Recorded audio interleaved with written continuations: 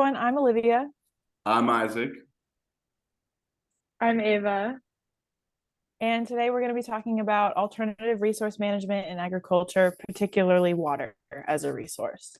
We like to think of water as a resource that's always going to be available, but current modern agricultural practices are extremely inefficient with their water use. And if we continue to use water in this way and we continue to withdraw from freshwater resources faster than they can replenish, they will eventually dry up. We see this a lot in the Colorado River, which has seen a drop in levels in recent years. Lake Mead, in particular, which is a reservoir on the Colorado River created by the Glen Canyon Dam, has dropped 100 feet since 2000, which is an insane number to even think about because that's just depth. That's not even talking about square footage of water. Economically, this presents a huge problem with hydroelectricity, in which the water can drop below a certain level to where it will no longer flow through the turbines of the dams, and hydroelectricity won't be able to be produced anymore. This is caused a lot by farming and overdrawing of water resources. We need to be able to rethink agriculture, and we need to think more towards sustainable practices, which Isaac and Ava will talk about. The first sustainable practice that I want to talk about, and thank you, Olivia, for that introduction, is drip agriculture. So drip agriculture works by taking long tubes, plastic tubes with little holes in them, and placing them along the ground by crops. And then they drip out water, hence the name, based on like a volume of how much that crop needs. It's basically giving the plant no more than it needs and not wasting water anywhere else. It's not subject to transpiration, evapotranspiration, any of that. So environmentally, this saves a ton of water. It saves 80% of water based on conventional agriculture resources. If all the water that we use as a globe per year is 2 quadrillion gallons. If we had drip agriculture for all the farms in the world, we would save 1.6 quadrillion gallons, really an unfathomable amount of water. Socially, and Israel is the country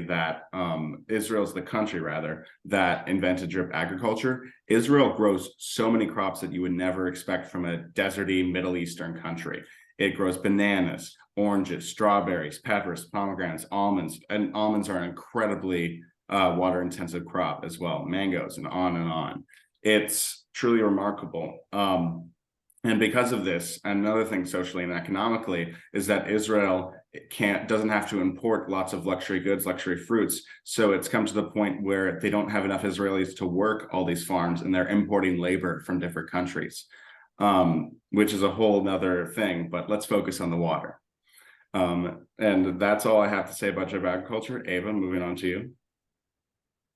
Yeah, so focusing on regenerative agriculture, it's something we see a lot in the Pacific Northwest. Its core tenets are compost, crop rotation, and cover crops. And so environmentally, like planted windbreaks and channels can really reduce erosion and conserve water. The biomass generated also serves as a huge carbon sink. Socially, it's a lot healthier to eat regenerative agriculture. You're dealing with less synthetic fertilizers and poor livestock diets. So it's shown that it might even be able to reduce a lot of chronic health conditions. It can also empower rural economic development and displace centralized power in our food system. Economically, there's less input costs, and you're going to have more resilient crops that can survive extreme weather, which we're going to see a lot more of in the future. And so we've got a graph on our poster that really demonstrates that well. So just to kind of sum up everything in our poster, in order to create substantial change, we're going to need to rethink our relationship with water and the aspects of farming that contribute to its retention. So Isaac and I have both suggested solutions. We've proved that they're out there. We just need to be bold enough to pursue them, and now more than ever. So thank you. Thank you so much.